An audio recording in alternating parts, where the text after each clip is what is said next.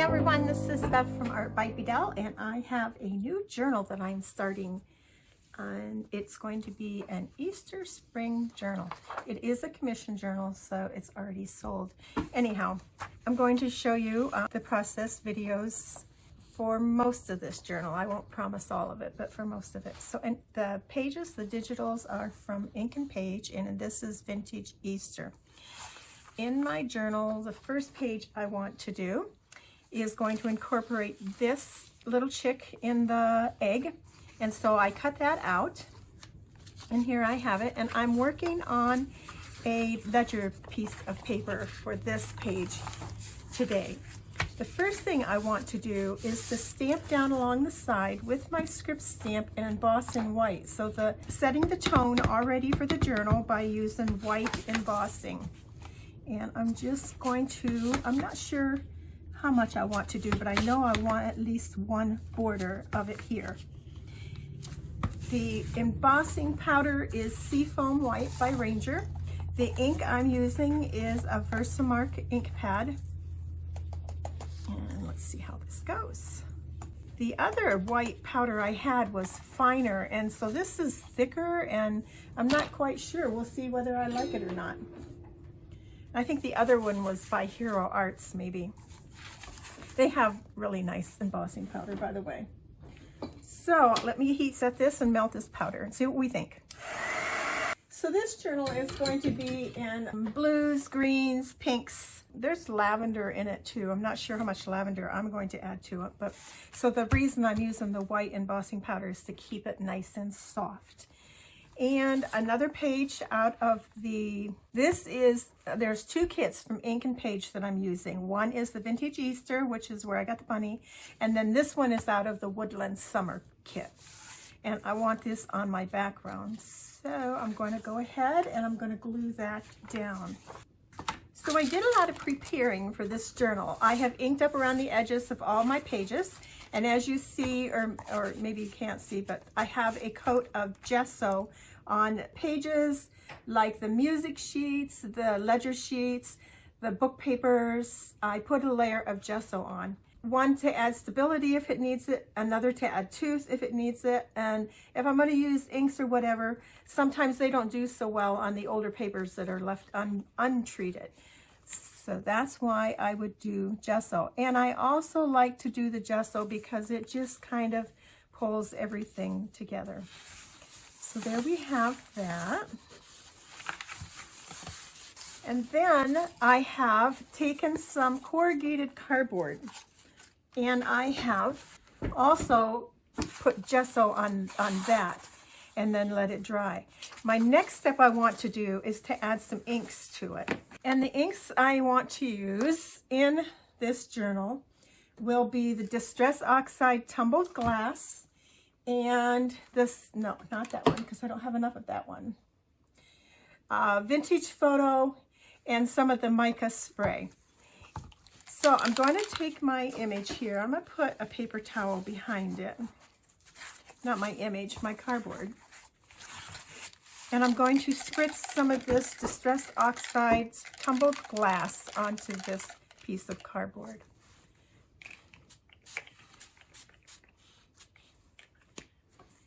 And then I'm also going to take my mica spray, and this one is brushed pewter. And I'm going to spritz just a little bit of that here and there. And also my oxide Vintage Photo. I think I'll set this, and then I'll add the photo last. Now I'm going to take my Vintage Photo and spritz it lightly with that also.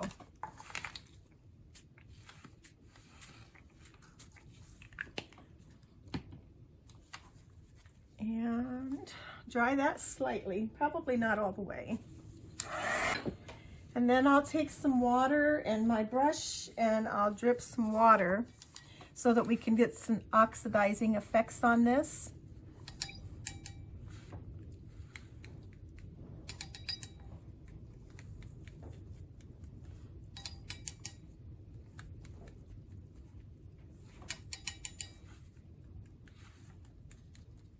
There we go. That is so pretty. I love what's going on here with the vintage photo. The blue, it's there, but it's not as dominant as the vintage photo. But I am trying to keep this journal lighter, springier, so I don't want to get too grungy going on here.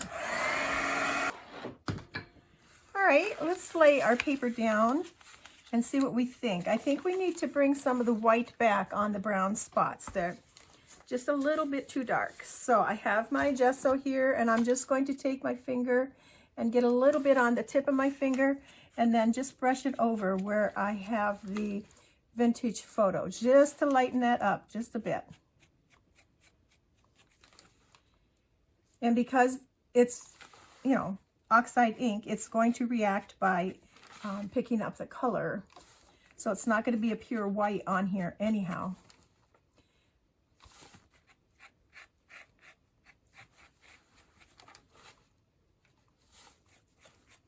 A little bit on the blue.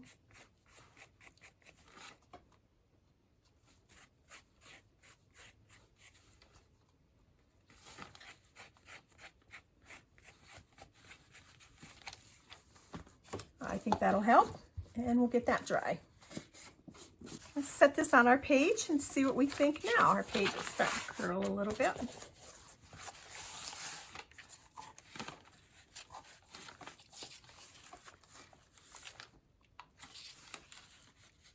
Okay, I'm happy with that. Looks pretty cool, right? I love the texture, guys. You know me by now that if I can find something to do with texture, that's what I want to do. I also have a piece of book paper that I was going to slide in here. And I'm not so sure that I want to do that. If I do it, it's going to hide all the print anyhow, unless I turn it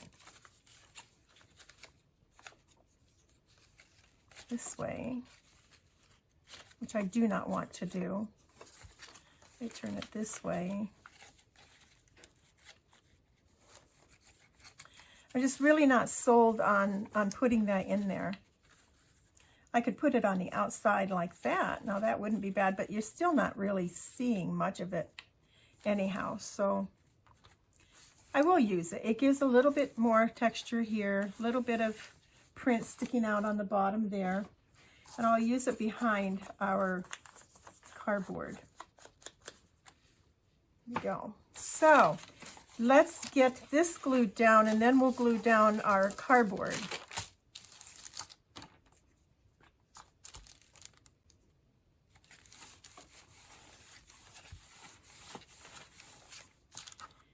I guess even though we're not going to see this print, I really like these two edges like that. I think that looks pretty cool.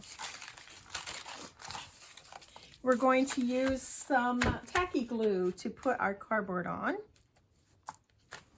After I get everything glued on, I will set a book on top of this to make sure that it adheres nicely.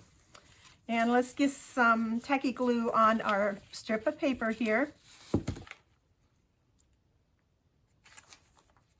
Now I could cover this whole piece with different pieces of paper and make a real pretty collage, but I want to see this. I want that to be visible. Now let's get our chick on there.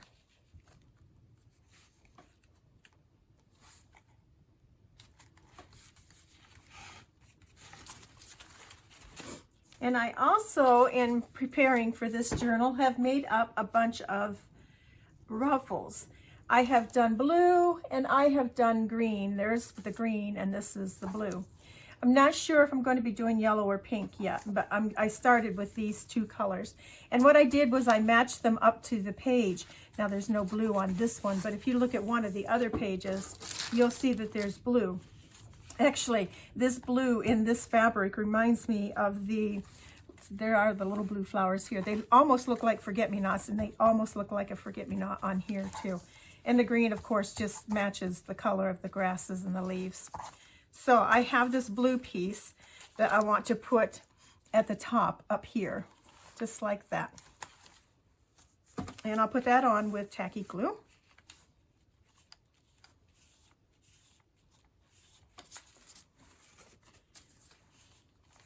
And now I'm going to go to our ephemera that I have cut out and see what I can find for down here for a label.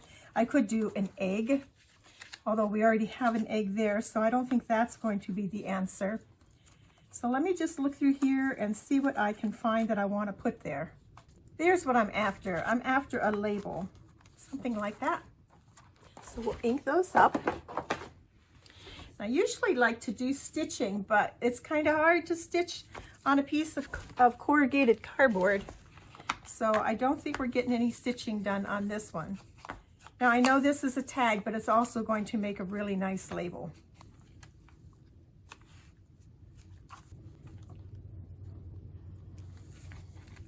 Now this hangs over, and I'm going to look and see if I have any pop dots that I can put behind that. I'm not sure if I have any.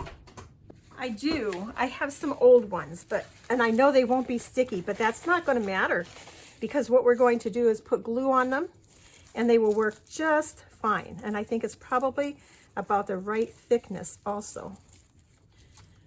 So after you use up your dots out of here, then you start cutting these pieces and using them too. So let's peel off. See, there's the glue there and it's all dried up. That's what that is too. But that's okay. We don't care. That's going to be just right. Put right there. Look at that. Just perfect. Right on the end of that. So that completes this page in our journal, our first page in our spring Easter combination journal. So I hope you have enjoyed this little process video, and I hope that you'll follow along. Like I say, I haven't decided yet if I'm doing two. If I do two, it's going to be this big one that's sold, and then the littler size journal that I do. So there we go. Thanks for watching. You guys have a great day, and we'll see you again soon. Bye now.